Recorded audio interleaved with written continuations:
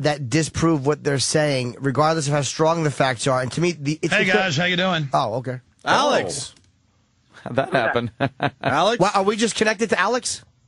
Oh, are we live on air right now? Yeah, dude. Nobody even right. told us you were coming in. Well, we don't... okay. I mean, they just pointed me in here and said they're going to be ready for you in a minute, and I walked in here and sat down. Oh, cool. Good thing I didn't say anything embarrassing. That's fine. I mean, if you need a couple minutes, no problem. No, it's good right. to be here on the show. I've heard it many times, and I hear people talking about it all the time, so I know it's very, very influential, so it's good to be here with you. Yeah, we were just hashing over some of the biggest conspiracies that are going on these days and over the past few years. Of course, 9/11 and the whole New World Order thing.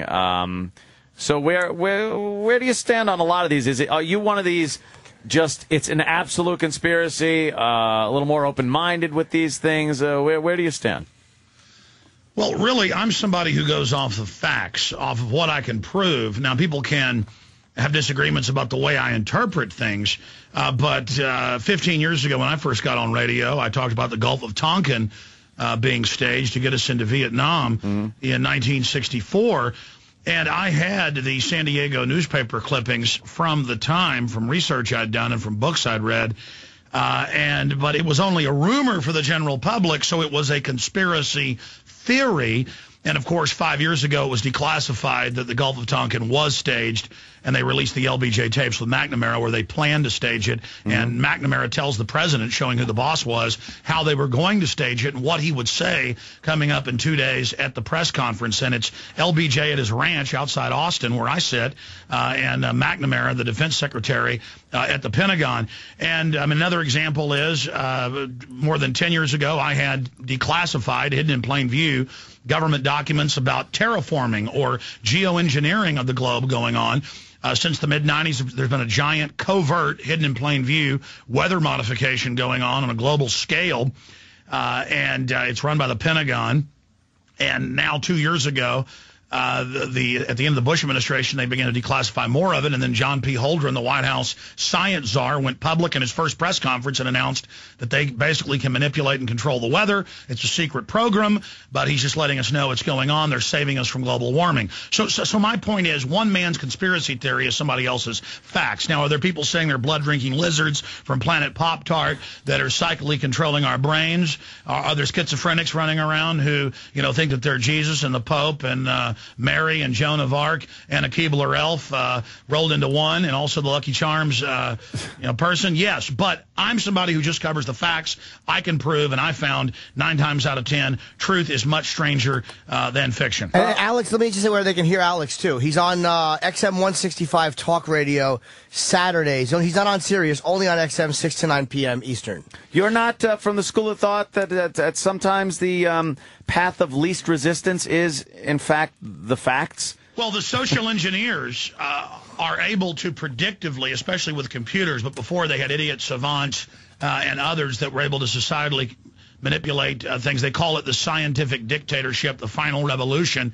Now, this is what all the top globalists, even 60, 70, 80, 90 years ago, Bertrand Russell, H.G. Wells, and countless others who wrote fiction and nonfiction, who were members of the British Royal Society, they talked about understanding normal weakness, normal human behavior, and then guiding things and manipulating things through our normal instincts. And so, yes, most of what goes on is just human weakness and human greed and lust and avarice.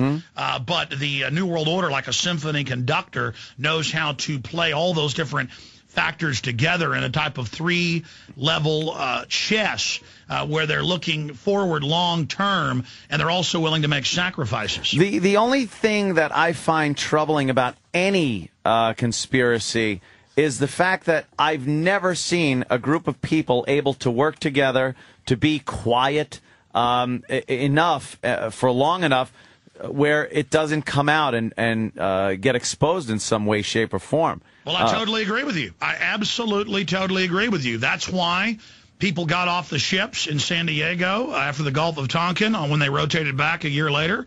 And the captain of one of the ships and some of the top officers said it was totally staged. No torpedoes were fired at us. And so the truth did come out, just like I've interviewed police officers and firefighters and medical workers that said they heard the countdown to blow up Building 7. And now even a Fox News reporter admitted, okay, well, there was going to be a countdown to blow it up, but since it fell on its own, we didn't have to blow up Building 7 on 9/11. So I agree with you. This stuff all comes out. I don't agree with that whole thing as far as Building 7 goes and the World Trade Center being rigged for explosives, because it just doesn't make sense that something on that grand of a scale, when you know the facts about building demolition, you could not possibly plant that much explosives in a building that is operating. I don't care if there was some people taking some days off and some floors were closed and there were maintenance crews. When you watch a building being demolished, it takes weeks, if not months, of prep work by professional. And now all you need is some jet fuel. And even though the firefighters reported that most of the fires were out and people were standing in gaping holes in the North and South Tower, waving white shirts, calling for help, suddenly those giant 4-foot-around columns shattered and were projected 600 feet into other buildings. And they didn't find any body parts bigger than about an inch because the explosives were so high-powered. Well, Tower 1 and 2 were non-conventional, massive explosives, top-down. Building 7 was a classic controlled demolition, and, of course, the CIA was based in the building. See, I absolutely cannot accept that. I accept the fact that it was extremists that hate our way of life, hate our country, hate our freedom, of course, and flew planes into buildings, and the buildings were not set up to take that kind of heat, not melting till the point of liquid, but enough to weaken the structure so that when it did collapse, when you have that much weight falling onto itself, you're going to get pieces of metal flying out as if there was an explosion, because literally it is the power of an explosion. You're getting that much energy is being dispersed out of the building. Well, did you know that NIST had given all those reasons, the pancake, and they said Tower 1 and 2 were hollow, which wasn't true, and now they've had to reverse all that. And on Building 7, they've given 6 different reasons and had to reverse it. I mean, if you look at Building 7,